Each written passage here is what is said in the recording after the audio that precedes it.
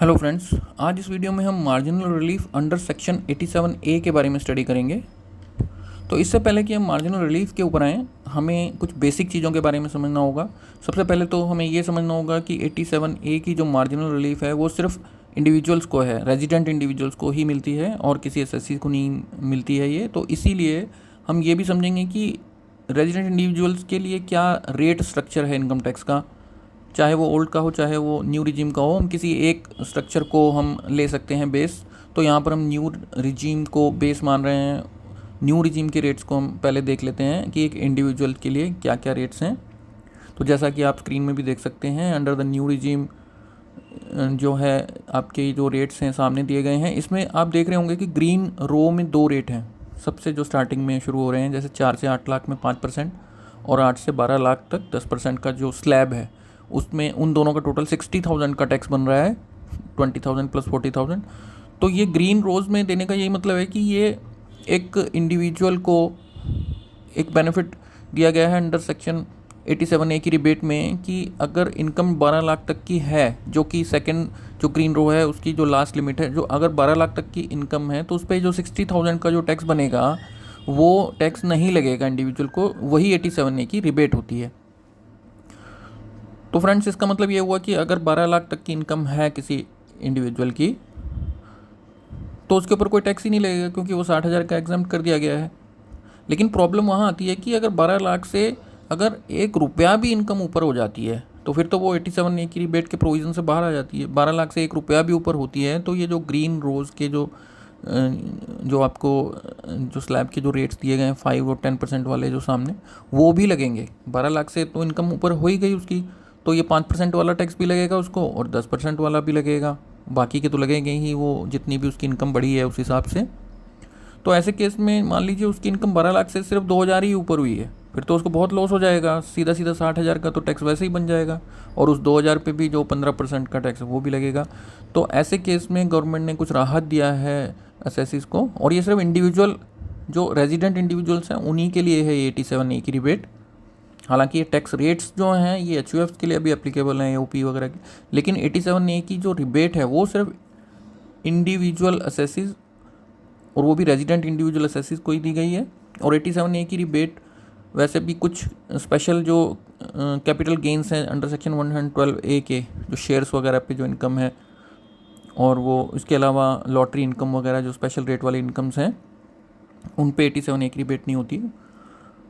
तो फ्रेंड्स, अब हमने बेसिक चीज़ें अब समझ ली हैं कि कब एसएससी को प्रॉब्लम आ सकती है, तो कब ये जो मार्जिनल रिलीफ पिक्चर में आएगी। तो ऐसे में अगर उसकी 12 लाख से इनकम बहुत ही स्लाइट अमाउंट से अबव होती है तो एसएससी को लॉस होता है, तो उसमें फिर वो मार्जिनल रिलीफ दिया जाता है। तो अब हम समझेंगे वो मार्जिनल रिलीफ कैसे मिलता है। तो इसके लिए हमें एक एग्जांपल लेना पड़ेगा। जैसे कि हम एक एग्जांपल लेते हैं कि एक रेजिडेंट इंडिविजुअल है जिसकी कि टोटल इनकम जो टैक्सेबल इनकम है आफ्टर ऑल डिडक्शन, चाहे वो स्टैंडर्ड डिडक्शन है चाहे वो कैसी भी डिडक्शंस हैं, उसकी टोटल इनकम फाइनल जो आती है जिस पे टैक्स लगेगा वो 12,20,000 आ रही है मान लीजिए। तो 12 लाख से सिर्फ 20,000 ही ज़्यादा है खाली। अगर 12 लाख उसकी इनकम होती, जैसा कि आप सामने देख सकते हैं कि amount of tax if total income was 12 lakh, तो नील होता टैक्स, क्योंकि 12 लाख तक तो कोई टैक्स है ही नहीं अंडर न्यू रिजीम में। लेकिन यहाँ पर क्योंकि उसकी 12,20,000 हो गई है तो उसका टैक्स बन रहा है 63,000। 60,000 तो वैसे ही डायरेक्ट 12 लाख पर है ही, जैसा कि आप पिछले स्लाइड में भी देखेंगे कि ये जो ऊपर की जो ग्रीन रोज है 60,000, तो वहाँ तक का टैक्स 12 लाख पर वैसे ही बन जाता है। और जो भी एक्स्ट्रा इनकम है 12 लाख से अबव की, उसके ऊपर फिर ये 15% की स्लैब शुरू हो जाती है।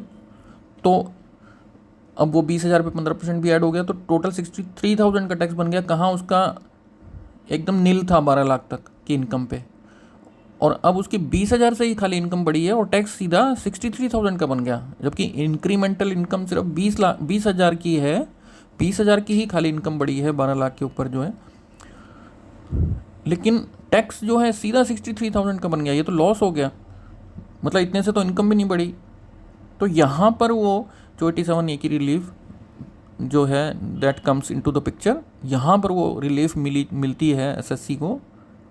तो यहाँ पर गवर्नमेंट ये कहती है कि ठीक है, आपका टैक्स एकदम से बहुत ज़्यादा बढ़ गया, चलिए आप उतना ही टैक्स दे दीजिए फिर जितने आपकी इंक्रीमेंटल इनकम है, मतलब जो 20,000 से बढ़ी है, जो खाली 20,000 ही फिर आप दे दो। तो यहाँ पर 20,000 खाली अगर उसको देना पड़ रहा है तो ऑब्वियसली 43,000 की marginal relief under section 87A SSC को मिल गई है। तो आई होप कि आपको ये समझ में आ गया होगा कि मार्जिनल रिलीफ 87A में किस तरह से दी जाती है, जबकि ये डिफरेंट स्टेज पर डिफरेंट भी हो सकती है और ये अप टू ए लिमिट ही काम करती है। जैसे 12 लाख, जैसे 70-75 हज़ार, 12,75,000 रफली हम ले सकते हैं कि 12-75 के आसपास तक ही ये काम करती है। उसके बाद तो फिर वो टैक्स और एट पार आ जाता है, और फिर जब 13 लाख हो जाती है या 14 लाख हो जाती है, जितनी भी 13 लाख होते ही 13 के आसपास, फिर तो ये रिलीफ काम ही नहीं करेगी। फिर तो उसका जो भी टैक्स बनेगा उसको पूरा ही देना पड़ेगा, क्योंकि इनकम जब उसकी एक रीजनेबल लेवल से ऊपर जब बढ़ने लग जाएगी फिर तो ये relief will be out of the picture. तो फ्रेंड्स, इसके अलावा कुछ पॉइंट्स ऐसे भी हैं जो हमें ध्यान में रखने चाहिए 87A की रिलीफ के वक्त, कि सबसे पहले तो जैसा कि मैंने ऑलरेडी भी बता दिया है कि 87A relief is available to only resident individuals.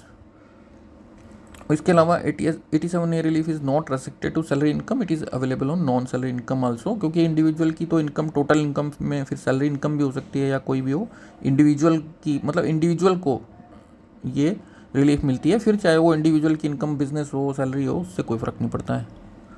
इसके अलावा it provides much needed help, ये तो आपने एग्जांपल में भी देख ही लिया होगा कि इससे हेल्प तो मिलती है टैक्स पेयर को, जो अनफेयर टैक्स बर्डन पड़ रहा था उसके ऊपर। इसके अलावा since 87A rebate is not available to special rate incomes like income under section 112A and lottery incomes etcetera, the relief under section 87A also will not be available in respect of those income. अगर individual की income में शामिल हैं इस तरह की incomes, जैसे 112A जो लॉन्ग टर्म कैपिटल गेन, उन शेयर्स वगैरह के जो लॉन्ग टर्म कैपिटल गेन, अगर वो उसकी इनकम में इंक्लूडेड हैं तो उनको इग्नोर किया जाएगा। उसमें 87A की रिबेट उतने प्रोपोर्शनेट उतनी इनकम पे 87A की रिबेट फिर नहीं मिलेगी इंडिविजुअल को। सो आई होप कि आपने ये सारा समझ लिया होगा। तो हमने हालांकि न्यू टैक्स रिजीम का एग्जांपल लिया, ओल्ड टैक्स रिजीम में भी ऐसे ही ये काम करेगी सेम रूल्स पर। तो अगर हमने किसी एक रिजीम में देख लिया है तो दूसरी रिजीम में भी सेम रूल्स पे ही एप्लीकेबल होगा। तो अगर आपको ये वीडियो अच्छा लगा हो तो आप इसको लाइक और शेयर भी कर सकते हैं। Thank you.